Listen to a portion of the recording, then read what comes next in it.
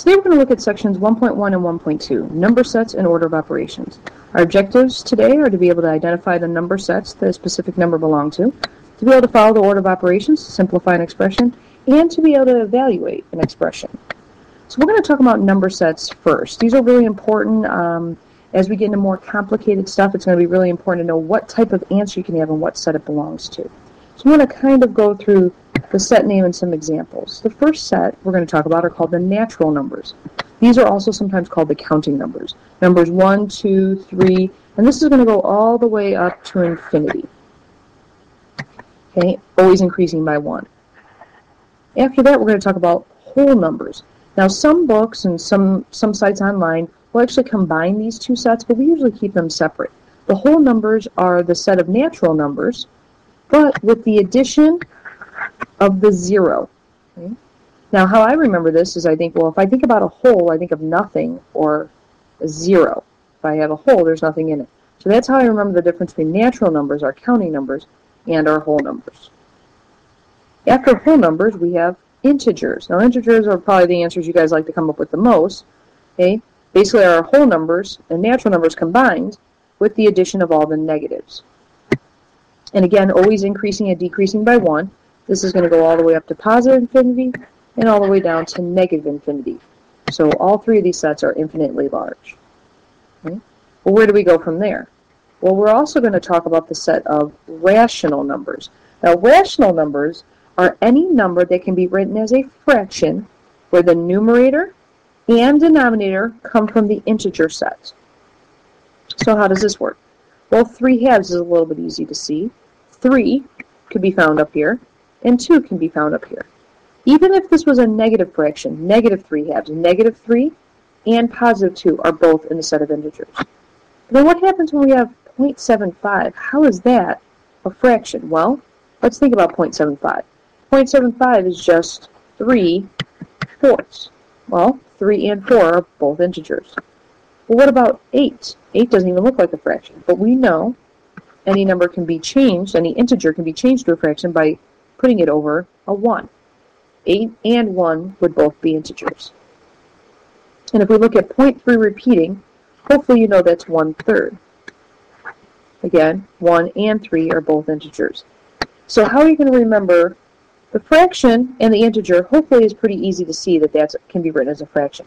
But what about decimals? How do you know if it could be written as a fraction, especially if you don't have a calculator?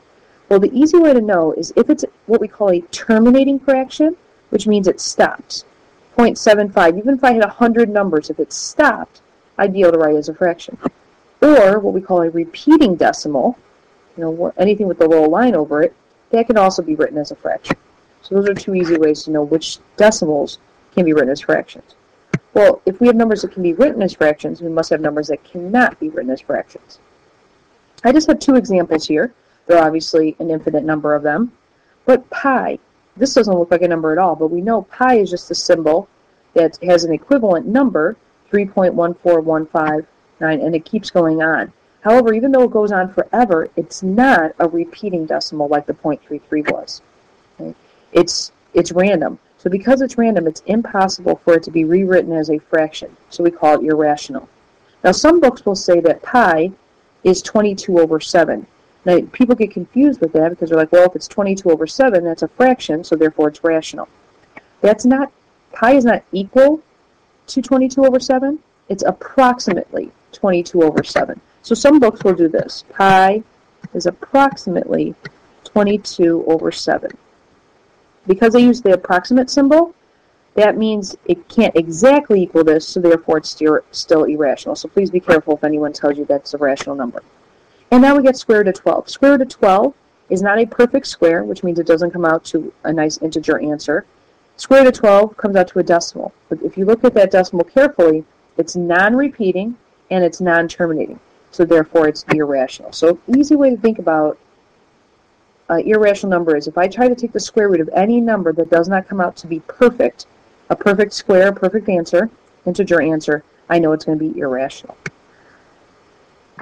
Now the set that kind of brings all these together is called the real numbers. We use these most often because the real numbers are all of these sets combined. And you've seen real numbers since you were little. because you guys have been dealing with something called the number line, which is more specifically called the real number line, since you learned to count. So any number that you can place a little point along this line is considered a real number. So any one of these 5 sets, even the square root of 12, that decimal, I can find somewhere along this line to place that decimal, makes it a real number. Well, just like rational numbers had its equal part irrational, real has its equal counterpart of imaginary. Now, you probably haven't dealt with imaginary numbers too much, but we usually use the symbol, this I, signifies it's an imaginary number. So if you ever see 3i, negative 10i, anything with an I, mathematicians usually like to use that to show you it's an imaginary number. We try not to use I in random problems because then people get confused. Is it imaginary or are they just using it as a variable? So what is this I? Well, this I is really the square root of negative 1. You guys probably in algebra talked about the square root of a negative number, you can't do it. Well, it's not that you can't do it, it's just not real. It's not a real number, it's an imaginary number. In Algebra 1, topics usually try to skip over that and leave it for Algebra 2. So anytime you are trying to take the square root of a negative number, you are going to get an imaginary answer. Another way is how it's defined is any number that is squared that gives you a negative answer is considered imaginary. So for example, if I take any of these numbers and square them, you're going to get a positive answer, because we know anytime you square something, you get a positive answer. However, if I look at the square root of negative 12, and I square this, I actually get a negative number. And because this property holds true, that I'm squaring it and getting a negative number, that's considered imaginary. So let's look at some of the symbols used. If someone was talking about the natural numbers, they use an N, and a lot of times we use a fancy N, so it has a double line. Now, whole numbers, since most books combine these two, or mathematicians might combine these, I haven't really seen a whole lot of symbols for it, but in one place, they did use a W for whole numbers. Not as common, because natural numbers are used more often. Integers, they use a Z. Again, you might think I, but they don't want to use I because of imaginary numbers. Rational numbers, these are a little fancy Q.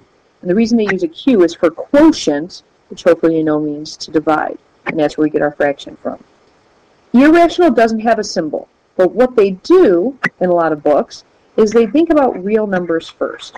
A real numbers has a fancy R.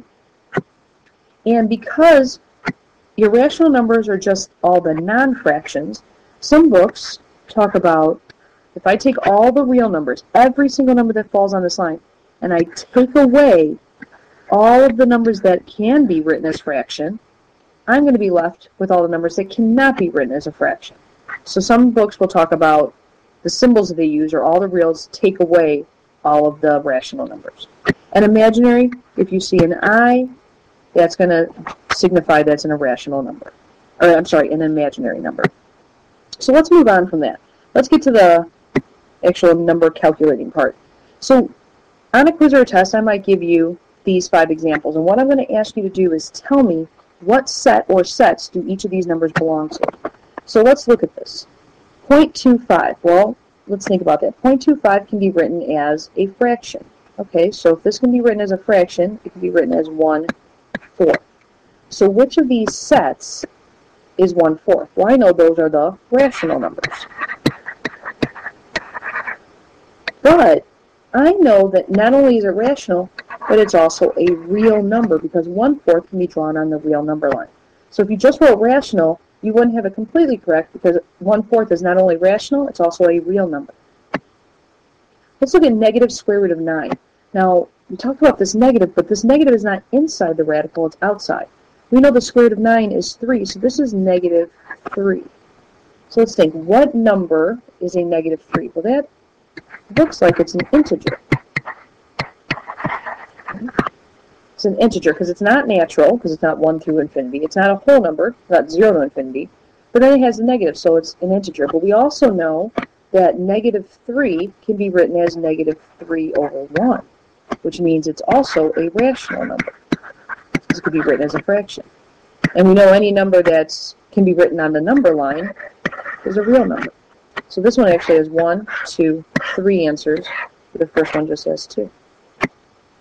Let's Let's look at 21. All right, 21. Well, if I look, 21 is a natural number because it falls in 1 to infinity. But it's also a whole number because it falls in the category from 0 to infinity. Okay. It's also an integer because it falls in the category or in the set from negative infinity to positive infinity. And I know it can be written as a fraction, so I know it's also a rational number. And because I can draw that I can find that point on the number line, it's also a real number. So this one has 1, 2, 3, 4, 5 sets that it belongs to. Square root of negative 7. So now the negative is inside, and if I remember from before, I can't take the square root of a negative number because I don't get a real answer. So what do I get? An imaginary answer.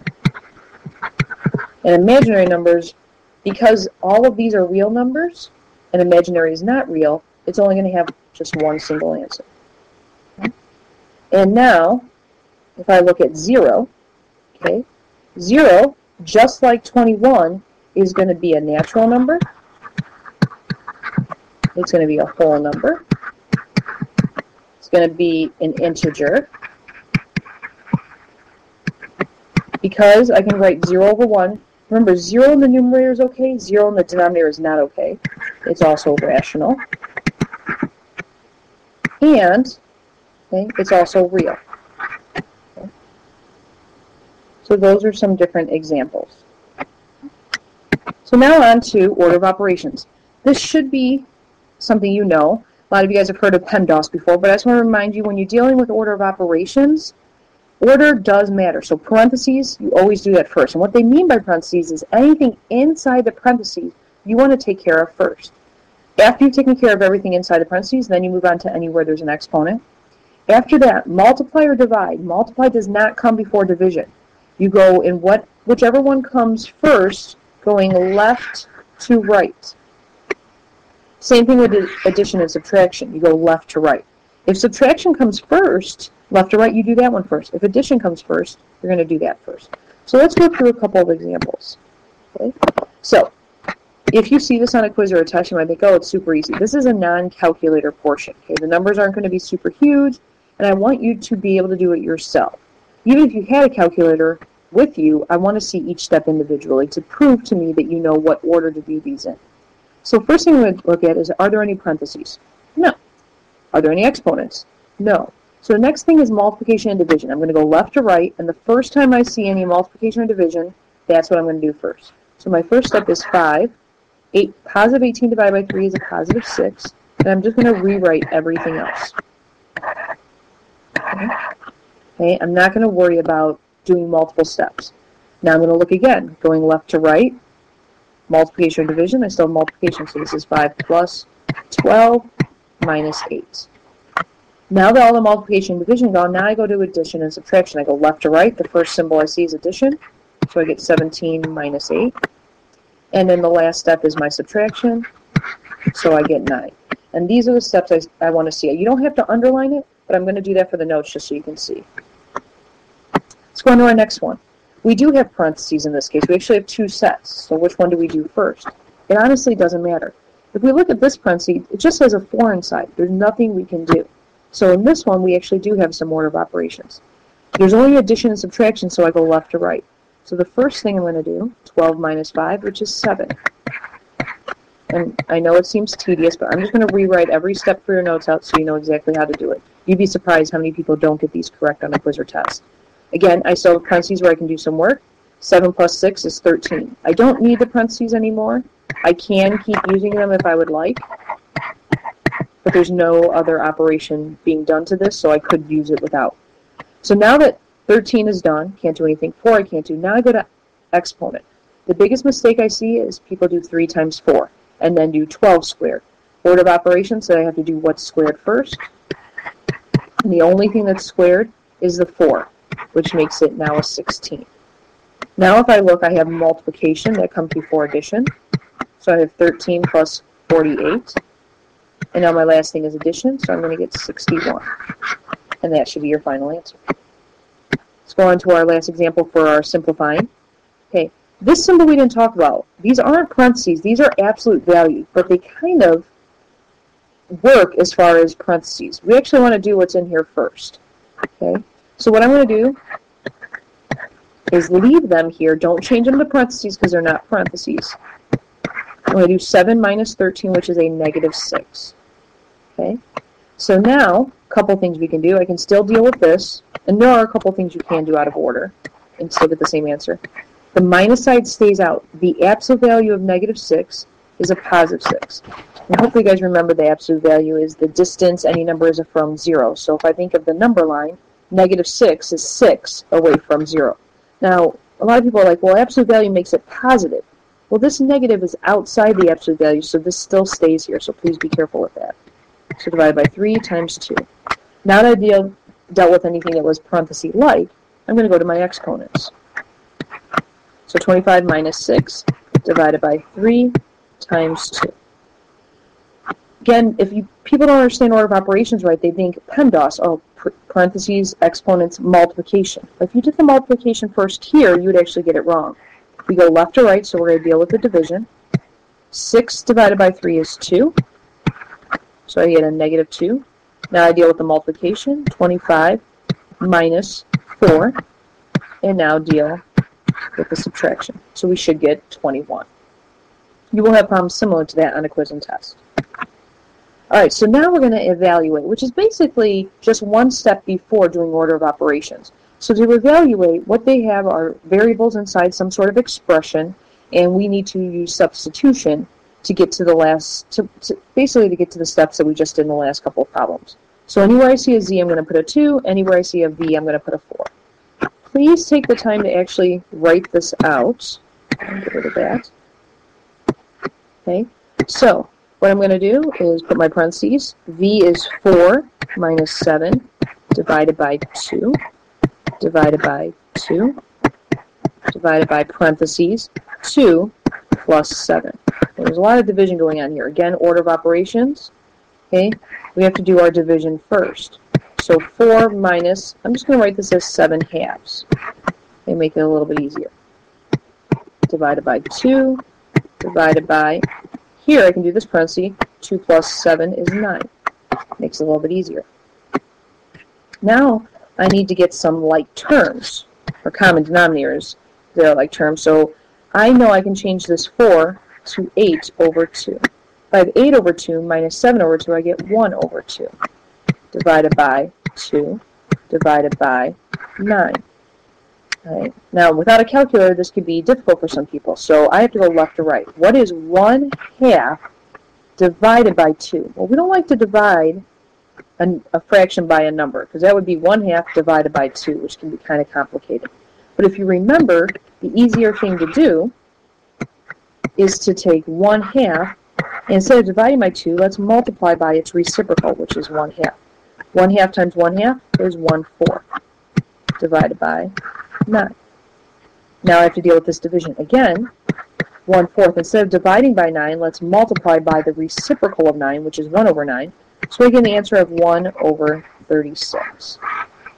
Okay, so it's basically an order of operations problem. You just have to be very careful with how you substitute it in.